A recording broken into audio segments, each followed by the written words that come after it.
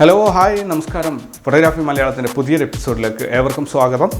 ഇന്ന് വളരെ ചെറിയൊരു ടോപ്പിക്കായിട്ടാണ് ഞാൻ വന്നിരിക്കുന്നത്. എനിക്ക് ഒരുപാട് വരുന്ന ഒരു എൻക്വയറീസാണ്. ഫ്ലാഷ് വാങ്ങിക്കണം, പ്രൊഫഷണൽ ഫോട്ടോഗ്രാഫി ചെയ്യുന്നതാണ്, എനിക്കൊരു ഫ്ലാഷ് വാങ്ങിക്കണം, ഏതാണ് വാങ്ങിക്കേണ്ടത് എന്നുള്ളത്.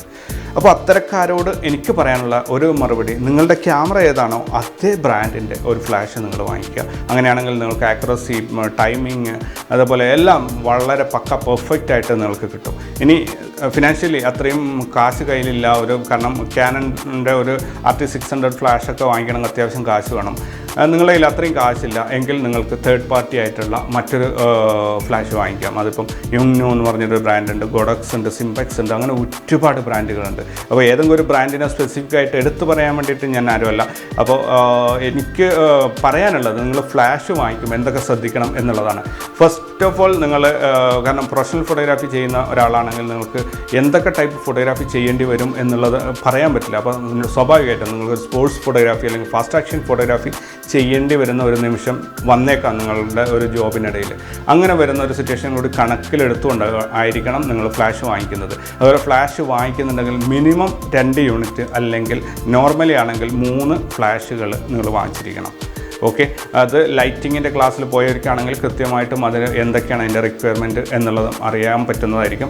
അല്ലെങ്കിൽ നിങ്ങളൊരു ലൈറ്റിങ്ങിനെ കുറിച്ച് കുറച്ചൊന്ന് പഠിക്കുന്നത് വളരെ നല്ലതായിരിക്കും. കാരണം ഞാൻ ഇങ്ങനെ ഒരു യൂട്യൂബ് വീഡിയോയിൽ പറഞ്ഞു തന്നിട്ട് മനസ്സിലാക്കി തരേണ്ട കാര്യമല്ലാതെ, കാരണം മനസ്സിലാവുന്നത് ടെക്നിക്കലി തിയറി പറഞ്ഞു കഴിഞ്ഞാൽ ഇപ്പോൾ നിങ്ങൾക്ക് മനസ്സിലാകും, പക്ഷേ പ്രാക്ടിക്കലി അതെങ്ങനെയാണ് യൂസ് ചെയ്യേണ്ടതുണ്ട് ഒരാൾ നിങ്ങൾക്ക് കാണിച്ചു തന്നിട്ട് തന്നെ പറഞ്ഞാൽ മാത്രമേ നിങ്ങൾക്ക് അതിനെക്കുറിച്ച് മനസ്സിലാവുള്ളൂ. അതുകൊണ്ട് ലൈറ്റിംഗ് എങ്ങനെയാണ് എന്നൊന്നുമല്ല ഞാൻ പറയാൻ പോകുന്നത്. നിങ്ങൾ വാങ്ങിക്കുന്നുണ്ടെങ്കിൽ മിനിമം 2 ഫ്ലാഷ് അല്ലെങ്കിൽ 3 ഫ്ലാഷ് വാങ്ങിക്കുക പറ്റുമെങ്കിൽ. ഓക്കെ, ഇനി എന്തൊക്കെയാണ് നോക്കേണ്ടത്? ഒന്ന്, നിങ്ങൾ വാങ്ങിക്കുന്ന ഫ്ലാഷിന് TTL ആയിരിക്കണം. അതായത് ഓട്ടോമാറ്റിക് ഫ്ലാഷ് എന്ന് സിമ്പിളായി പറയുകയാണെങ്കിൽ അതൊരു ഓട്ടോമാറ്റിക് ഫ്ലാഷ് ആയിരിക്കണം. രണ്ടാമത്തത് ഹൈ സ്പീഡ് സിങ്ക് ഉണ്ടായിരിക്കണം. നിങ്ങൾക്കൊരു 1/8000 ഷട്ടർ സ്പീഡൊക്കെ ഇട്ട് കഴിഞ്ഞാൽ നിങ്ങളുടെ ഫ്ലാഷ് കറക്റ്റായിട്ട് ഫയർ ചെയ്തിരിക്കണം. ഓൾറൈറ്റ്, അപ്പോൾ 2 കാര്യങ്ങൾ. ഒന്ന്, TTL ഫ്ലാഷ് ആയിരിക്കണം. രണ്ടാമത് ഹൈ സ്പീഡ് സിങ്ക് ഉണ്ടായിരിക്കണം.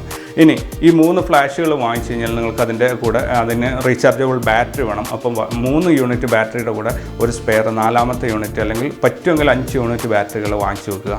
കാരണം നിങ്ങൾ പ്രൊഫഷണലി വർക്ക് ചെയ്യുമ്പോൾ ഇൻ ബിറ്റ്വീൻ ചാർജ് തീർന്നാൽ നിങ്ങളുടെ വർക്ക് അത് കാരണം 3 ഫ്ലാഷ് വെച്ചിട്ട് ഒരു 100 ഫോട്ടോ എടുക്കേണ്ടത് 3 ഫ്ലാഷ് വെച്ചിട്ട് 50 60 എടുത്ത് കഴിയുമ്പം ഒരു ഫ്ലാഷ് ഓഫായി പോയി കഴിഞ്ഞാൽ പിന്നെ വരുന്ന ഫോട്ടോസിൻ്റെയൊക്കെ പാറ്റേൺ വേറെ ആയിരിക്കും. അപ്പോൾ അത് ആ ഒരു കൂട്ടത്തിൽപ്പെടാതെ സെപ്പറേറ്റ് ചെയ്തു. അപ്പം എപ്പോഴും 3 ലൈറ്റ് ഉപയോഗിക്കുന്നെങ്കിൽ ത്രൂ ഔട്ട് 3 ലൈറ്റ് തന്നെ യൂസ് ചെയ്തിട്ട് ഫോട്ടോ എടുക്കുക. ഇനി നിങ്ങൾ ഈ 3 ഫ്ലാഷുകൾ വാങ്ങിച്ചു, ഇതിപ്പോൾ എങ്ങനെയാണ് കണക്ട് ചെയ്യുക എന്നുള്ളത് ഒരു ചോദ്യം വരും. അപ്പോൾ നിങ്ങൾ ഹൈ സ്പീഡ് സിങ്ക് ഉള്ളതാണ് വാങ്ങിച്ചത്, TTL ഫ്ലാഷാണ് 3 എണ്ണം വാങ്ങിച്ചിട്ടുള്ളത്. ഇനി നിങ്ങൾ അത് കണക്ട് ചെയ്യാനുള്ള ഒരു വയർലെസ് ട്രിഗർ കൂടി വാങ്ങിക്കണം. അത് സ്വാഭാവികമായിട്ടും TTL ആയിരിക്കണം. അതുപോലെ ഹൈ സ്പീഡ് സിങ്കുള്ള ട്രിഗർ തന്നെ വാങ്ങിച്ചിരിക്കണം. ഇപ്പോൾ നിങ്ങൾ ക്യാനൻ്റെ ആണ് വാങ്ങിക്കുന്നതെങ്കിൽ നിങ്ങൾ ക്യാനൻ്റെ ഒരു മാസ്റ്റർ ഫ്ലാഷും ബാക്കിയെല്ലാം കണക്ട് ചെയ്യാനുള്ള ഒരു ഓപ്ഷൻസ് ഉണ്ട്. അതല്ലെങ്കിൽ നിങ്ങളിപ്പോൾ തേർഡ് പാർട്ടി, ഇപ്പം ഞാൻ ഉപയോഗിക്കുന്ന ക്യാനൺ ഫ്ലാഷാണ്. അതായാലും കൂടി ഞാൻ കഴിഞ്ഞ ഒരു ക്ലാസ്സിൽ കൊടുങ്ങല്ലൂർ എടുത്ത ക്ലാസ്സിൽ ഞാൻ യൂസ് ചെയ്ത് ഗോഡക്സിൻ്റെ തന്നെ ഒരു ഫ്ലാഷായിരുന്നു. അപ്പോൾ ഗോഡക്സിൻ്റെ 3 AD200 Pro എന്നുള്ള 3 ഫ്ലാഷുകളായിരുന്നു അന്ന് ഉപയോഗിച്ചുകൊണ്ടിരുന്നത്. അപ്പോൾ 2 ഫ്ലാഷായിരുന്നു അന്ന് ഉപയോഗിച്ചുകൊണ്ടിരുന്നത്. അപ്പോൾ അതിനകത്ത് വളരെ പവർഫുൾ ആയിട്ടുള്ളൊരു ഫ്ലാഷാണ്. അതുപോലെ ഗോഡക്സിൻ്റെ തന്നെ ഒരു വയർലെസ് ട്രിഗറാണ് അതിനകത്ത് യൂസ് ചെയ്തത്. അത് നിങ്ങൾക്ക് എനിക്ക് തോന്നുന്നു നമ്മുടെ കേരളത്തിൽ വാങ്ങിക്കാനാണെങ്കിൽ ഒരു 5000 രൂപയിൽ താഴെ മാത്രമാണ് ഈ ട്രിഗറിനുള്ളത്. ഇപ്പോൾ AD200 എന്നുള്ള ഫ്ലാഷ് കുറച്ച് ഹെവിയാണ്. അത് ക്യാമറയിൽ മൗണ്ട് ചെയ്യാൻ പറ്റില്ല. നിങ്ങൾക്കൊരു സ്റ്റാൻഡിൽ തന്നെ മൗണ്ട് ചെയ്യണം, അല്ലെങ്കിൽ നിങ്ങളുടെ അസിസ്റ്റൻറ്റിൻ്റെ കൊടുക്കേണ്ടി വരും. അപ്പോൾ അങ്ങനെയുള്ള ഫ്ലാഷുകൾ വാങ്ങിക്കുന്നുണ്ടെങ്കിൽ അതിന് എനിക്ക് തോന്നുന്നു 20,000 രൂപയാണ് അതിൻ്റെ പ്രൈസ് ഒരെണ്ണത്തിന്. അപ്പോൾ നിങ്ങൾ 3 യൂണിറ്റ് വാങ്ങിക്കുന്നുണ്ടെങ്കിൽ 60,000-65,000 രൂപ ടോട്ടൽ ട്രിഗർ അടക്കം വരും.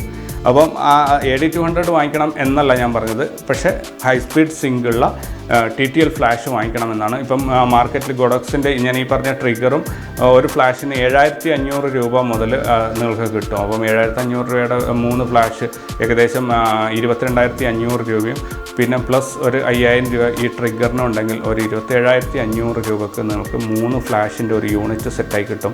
അത്യാവശ്യം ഫോട്ടോ വർക്കൊക്കെ അതിനകത്ത് ചെയ്യാൻ പറ്റും. പിന്നെ അതിൻ്റെ കൂടെ അഡീഷണലായി നിങ്ങൾക്ക് വേണ്ടി വരിക 3 ലൈറ്റ് സ്റ്റാൻഡാണ്. ലൈറ്റ് സ്റ്റാൻഡിന് അധികം കാശൊന്നുമില്ല. ഒരു 750 രൂപ മുതൽ 1,500 ബാറ്ററിയുടെ ഇടയിൽ ഫ്ലാഷ് മൗണ്ട് ചെയ്യാനുള്ള ലൈറ്റ് സ്റ്റാൻഡുകൾ കിട്ടും. പിന്നെ ലൈറ്റ് സോഫ്റ്റൻ ചെയ്യാനുള്ള സോഫ്റ്റ് ബോക്സുകൾ നിങ്ങൾക്ക് 60 സെൻറ്റിമീറ്റേഴ്സിൻ്റെ ഒക്കെ ആണെങ്കിൽ വലിയ കാശൊന്നും ചിലവ് ചെയ്യാതെ നിങ്ങൾക്ക് കിട്ടും. പക്ഷേ 3 സോഫ്റ്റ് ബോക്സൊന്നും നിങ്ങൾക്ക് ആവശ്യം വരില്ല. മാക്സിമം ഒന്നല്ലെങ്കിൽ 2 ആയിരിക്കും ആവശ്യം വരിക.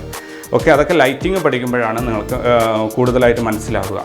ലൈറ്റിങ്ങിനെ കുറിച്ച് ഞാൻ തിയറി പറയാത്തത് എന്താണെന്ന് പറഞ്ഞാൽ, തിയറി പറഞ്ഞതുകൊണ്ട് നിങ്ങൾക്ക് അതിനെ കൊണ്ട് കേട്ടതുകൊണ്ട് സിമ്പിളായിട്ട് കരയിലിരുന്ന് നീന്തൽ പഠിക്കുന്ന ഒരു സിസ്റ്റം ആയിപ്പോവും. എല്ലാം മനസ്സിലായെന്ന് തോന്നും. വെള്ളത്തിൽ ചാടി കഴിയുമ്പോഴാണ് അറിയുക ഇതിങ്ങനെയല്ല സംഭവം എന്നുള്ളത്.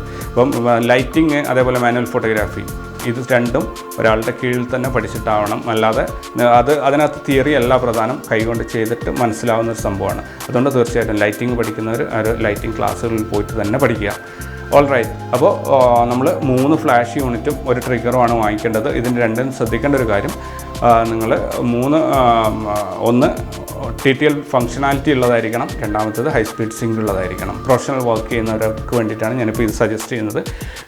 പിന്നെ ഏത് ബ്രാൻഡ് ഉപയോഗിക്കണം എന്നുള്ളത് എനിക്ക് പറയാനുള്ളത്, നിങ്ങളുടെ ക്യാമറ ഏത് ബ്രാൻഡാണോ അതേ ബ്രാൻഡ് തന്നെ ഉപയോഗിക്കുക. അതിന് പറ്റാത്ത പക്ഷം മാർക്കറ്റിൽ നിങ്ങൾക്ക് റീസണബിൾ കോസ്റ്റിന് കിട്ടുന്ന ഏത് ഫ്ലാഷ് ആയാലും വാങ്ങിച്ചിട്ട് ഉപയോഗിക്കാം. പക്ഷേ നല്ല റിവ്യൂസ് നോക്കുക, നല്ല റിസൾട്ട് തരുന്ന ഫ്ലാഷുകൾ തന്നെ ഉപയോഗിക്കുക. All right. അപ്പോൾ പുതിയൊരു വിഷയമായിട്ട് വീണ്ടും കണ്ടുമുട്ടാം. Thank you very much. Bye by.